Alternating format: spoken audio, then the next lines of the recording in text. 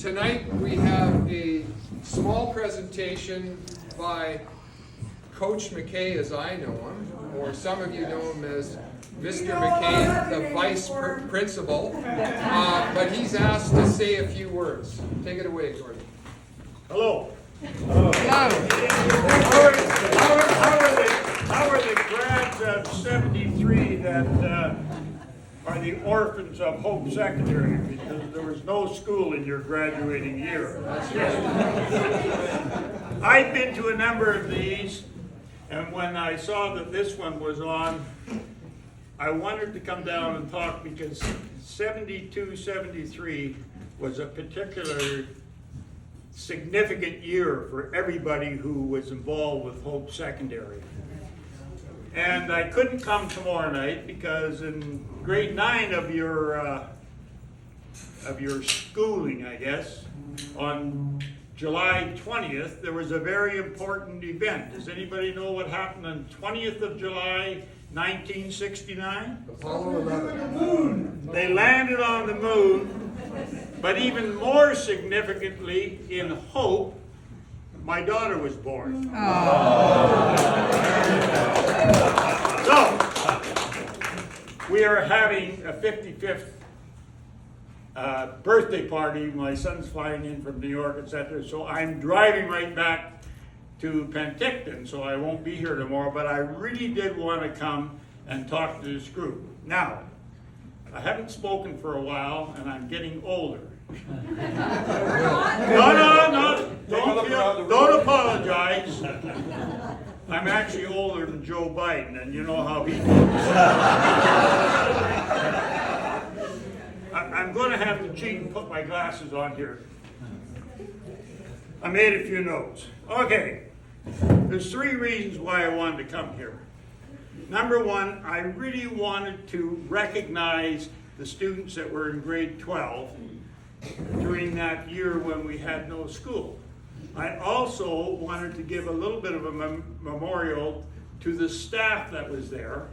And thirdly, I wanted to recognize the spirit of Old Hope Secondary that burned down, because that was a totally different entity than the new one which came along, and we had a great time. But the Old Hope Secondary had a little bit of everything for everyone. And I guarantee you that if that school burned down today, the grade 7s and 8s and whoever else we had would be here stuck in places, and the rest of them would be bussed down to Agassiz, because most of the teachers don't even live here now. Oh, wow. In those days, everybody lived in Hope, everybody worked. And that connection to the community is why we got through 72, 73 so well. And even though it wasn't perfect, I'm sure every one of you has a memory etched from it. Now, getting back to the Hope Secondary, it started, and the reason that you guys all fit in so well is that you all came from small places, and that small place mentality and community spirit translated to our high school. Like, I think we had people from Laidlaw, Silver Creek, Yale. I think we even had some from Spuzzum at one time. Then we had, the Boston Barbarians.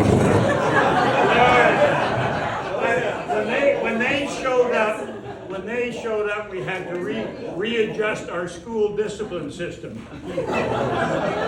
Some of them came to go to school. I think Wendy showed up a few times. But a few of them got on the bus, off the bus, and I used to sneak around to see who was going down to the pool hall. But it was a combination of people that made that school. And the other thing that happened in those days, the school was growing. Here's a little known fact, and I only know it because I looked it up and counted through the annual. Your graduating year was the year that Hope Secondary had its highest enrollment. There were 485 students in the school in 1973. When we moved to the new school, we dropped the grade 8s. And they were the largest group at that time, 120. So, you may have not have been the largest graduating class, but the school was at its maximum. And you may not have been the best looking graduating class, but I'll hold that back until we get some more. You need new glasses again, eh?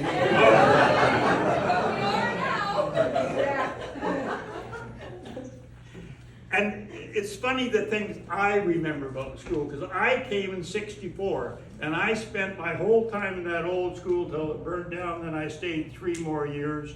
And I've been gone 48 years, but I've come back to a number of reunions. I have so many friends that I taught with here.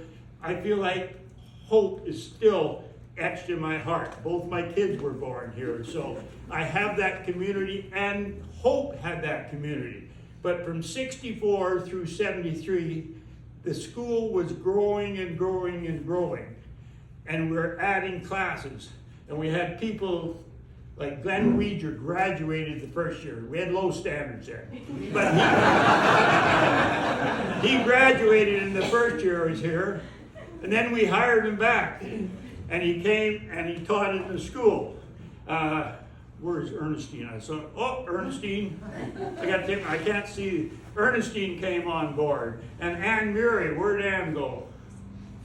Oh, she's way at the back. We hired her because we needed a really cute looking girl just to get the boys interested in some of the classes. Now, the thing that people don't realize is that if that school burned down today, it would, well, look at Lytton. What's been rebuilt there in 3 years? If that school burned down today, there'd be an environmental assessment, this. It would probably be still, there wouldn't be cleaning up. But we hardly missed a day of school. Finished off the year by sending everybody, the 9s went to Silver Creek, I think, the 8s went to Coquihalla Gym, church and that. And we had access to all the resources because the people here lived here. The teachers lived here. And when we got in there, we were able to get that school set up, so we started in September. And there were some pluses to the school burning down. Now, people may say, oh, what would be a plus? Well, teachers who were very poorly paid at that time found out they could claim on their insurance things that were in the school when it burned down.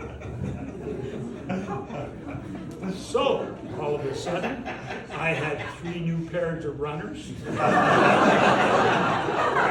a new gym strip, and we had a teacher, this is a true story, we had a teacher on staff named Ed Shipton. He had brought his car into Lower Lords into the shop. And so when the school burned down, that car became very valuable. And some of the gals, I think Ernestine, I'm not sure it's true, but she showed up with a new coat. And it looked very nice on you too. And of course, the most amazing thing is, Glenn Weeger, I don't know what he claimed. All I know is the next year he quit school and opened up a sporting goods store.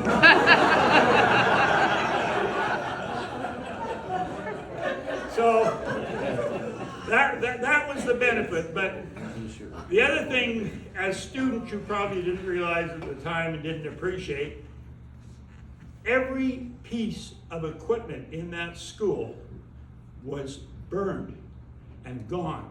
So starting in the 1st of July, we had a principal, Colin Robertson, who was here all those years. We had over 20 of our staff members who were here all 5 years who were in that grade 8 to 12 realm.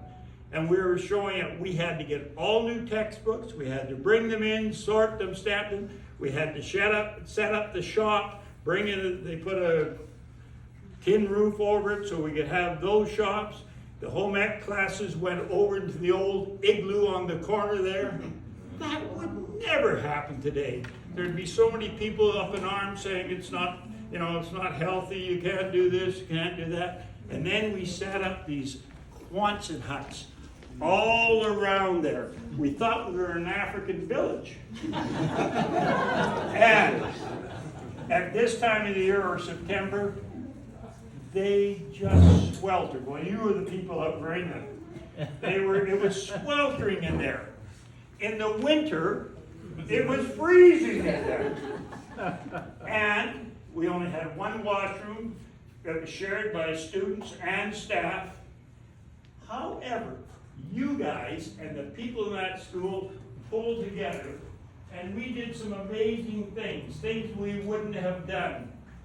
Every class, I think, got 3 trips to the ski hill. How many remember going to the ski hill? And there were camping trips to Green Lake and McQueen Lake, I think it was. And when you people came to that school, you bonded. One of the unique features of the old high school was when you arrived in grade 8, you were put into our intramural system and you were put into a house. Now just stop and think. How many of you can remember which house? How many here were Badgers? Anybody remember? How many were those goddamn Beavers? That was Pete McFedrin, and everybody hated the Beavers. And then there were the Cougars. Yes, and the other one was the Panthers. And during the year, the teachers got together, and we also participated. Every teacher in that school when I went there, by 1970, was involved in a debating club, doing the school newspaper, doing the curling club was probably one of the bigger clubs. Of course, we had all our athletic clubs. And those things gave it a feeling of unity. And that school really is in my heart because of that unity, because of the way people, nobody complained that much. Seriously, and another change we had to make, the school colors were purple and white, but when the school burned down, remember, what were the school colors now? Red, white, and blue. Red, white, and blue. And well, you probably wouldn't. I wouldn't ask you to guess. But there's a reason for that. I like the purple in this, but they didn't have dye lots. Dye lots are for that. You had to order this specially, and to get any new uniforms or any school colors, it took 4 to 6 months. So the sporting good guy talked me into red, white, and blue because they had lots of that in stock. They could just run them off and bring them forward. So that's the reason for the change. You look pretty good, Mark. Well, you know what? It actually still fits. No, it's just right. So that brought us around to 1973, and it was a year, as I said, was adaptation. How many people here learned how to square dance? Remember the old square dance classes? Community rec. Community rec. Well, all the PE classes had to square. Remember, Glenn? Do-si-do. Grab your partner and home you go. Chicken in the bed, then picking up dough. We had 4 records and we played them 4 We had no budget. The other thing was bowling. Everybody learned how to bowl. We had to go to the bowling alley. What was your average? Did you ever hit? Oh, I thought you were telling about your bowling average. Oh, yeah. But to the credit of the staff and everybody who was there, we continued on. We still had an annual produced. We had a school newspaper. We had a talent night, and the teachers put on the skit. It was in the Legion. Perfect place for a teacher's skit, because after the skit was over, guess what? downstairs to the Legion. Fortunately, we had some members, so we were able to get in, but we certainly didn't get a discount. Now, I gotta go back to my notes here. It's my Joe Biden moment.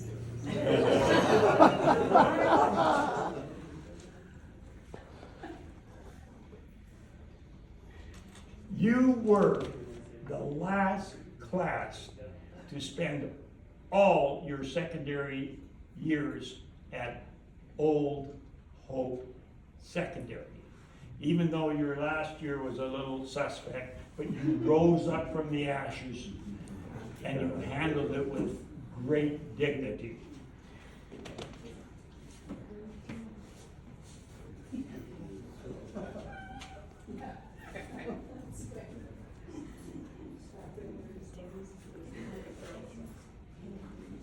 Now, another thing that took place, I will put this in there, but was in 1972-73, there was the great Hockey Summit Series where we ended up beating out the Russians in the end there, which was rather nice. And then we got an NDP government, and the first thing they did related to the school system, anybody remember what they did? No more strap.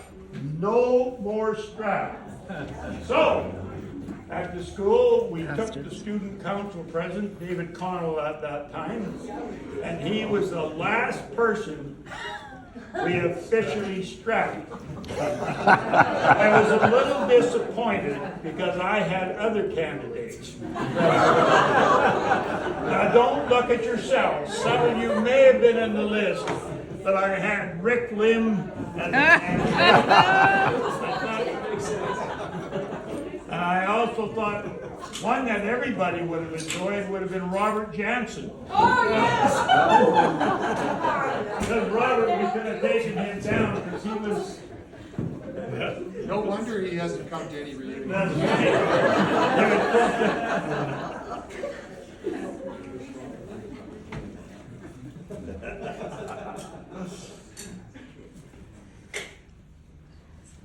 So that year ended, we had the graduation, it was in the Legion, it took place, and I know all of you left that school with memories of a year that were different. The one thing that I had spent a lot of time doing in my years, and one of the reasons I went into teaching, was I wanted to be a coach. And in 1972, 71, our junior boys team had done really well in the Valleys despite Glenn's coaching. And Mark was on that team, Neil was on that team, Vaughn Black was on that team, I saw Vaughn somewhere. So the next year, the Vietnam War was on it in the States, and Austin Ferguson came to talk to me, and he said, I think I'd like to move and work in Canada. I don't want my boys drafted. I said, oh, well, we got room. And he shows up with Steve and Mike Ferguson, and all of a sudden I became a much better coach. The 72 team that Mark was on, we went on to the provincials. We won the BC championship that year, had three first and a second all-star player from that team, and they were all coming back. And I thought, well, we're going, because they had double A and single A in those days. Single A was the one we won. You had to have under 100 boys in your school. The double A was open to everybody in the province. Schools in Vancouver were 2,000 kids.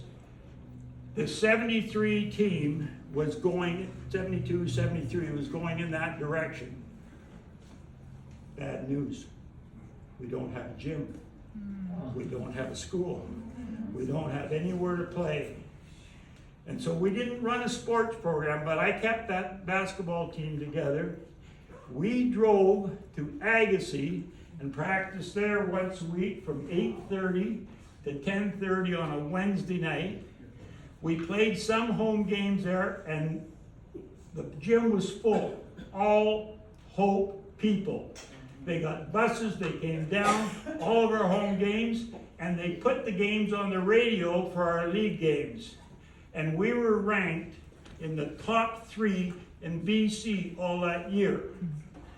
I kept track, we traveled over 8,000 miles to games and practices. And part of that was because we played in a tournament in California, in Healdsburg, just north of San Francisco.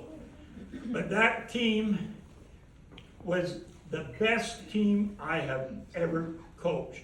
We had a good team the next year, but this team had players, it had depth, and we had so much support from the school and community. My little heart, even when I think about it now, I think little old Hope being ranked in the top 2 or 3. We played in the Coliseum. We played before a number of people. The only sad part was, in those days, they did the tournament draw. They had 16 teams. They did it by drawing names out. And we were ranked number 2, but we ended up playing the number 1 team, Oak Bay, in the first round. We lost by 9, I think, but we were within 5 with about 30 seconds to go, and we followed. And they never lost another game by less than, they won them all by more than 25 points.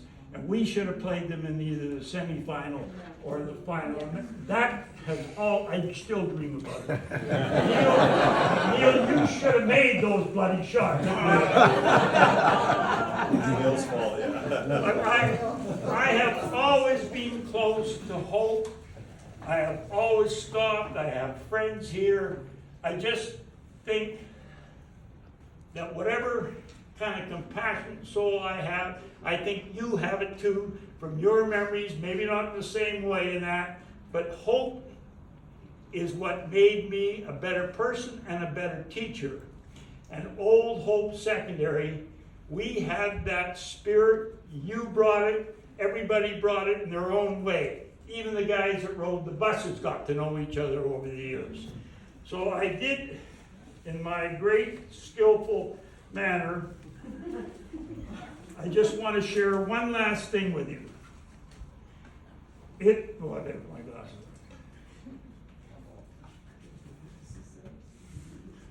This is called Ode to Hope Secondary. Some of you might remember the song, This Old House.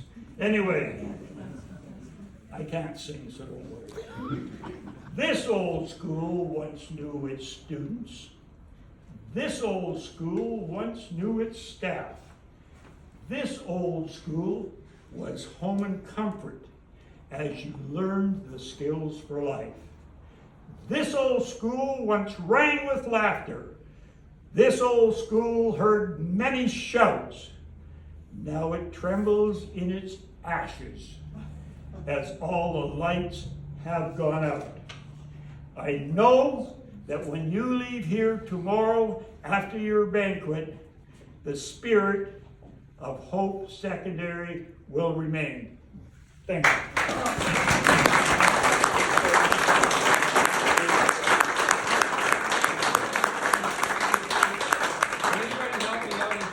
House I was in, because I don't remember. I don't remember what animal I was supposed to be. I just wanted to say 2 things. I don't remember much about grade 12 and the Quonset huts and everything. I do remember, though, something that was very handy, and that was that we were no longer required to hang around the school if your classes were over. You were encouraged to leave because they didn't have any room. So it was great if you wanted to skip classes. And the only other thing I remember really vividly is, did anybody take English Literature 12 with Mr. Grant? Okay. Yeah. Well, if you might recall that he made an announcement one day and he said, we have a student teacher coming in. We're going, oh, great. And it turned out to be none other than Gail Wish. Do you remember her? I assure you, there was 100% male attendance from every class after that. 100% attendance for some reason. I don't know what that was. Anyway, Gordon, thank you very much. And just remember, when we started school in that September, 7 to 9 for the town kids, and they came back from 3 to 5.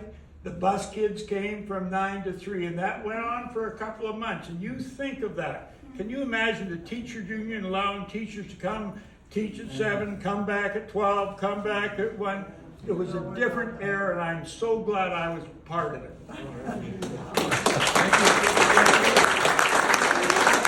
Okay, no more talking. Let's just mix and mingle.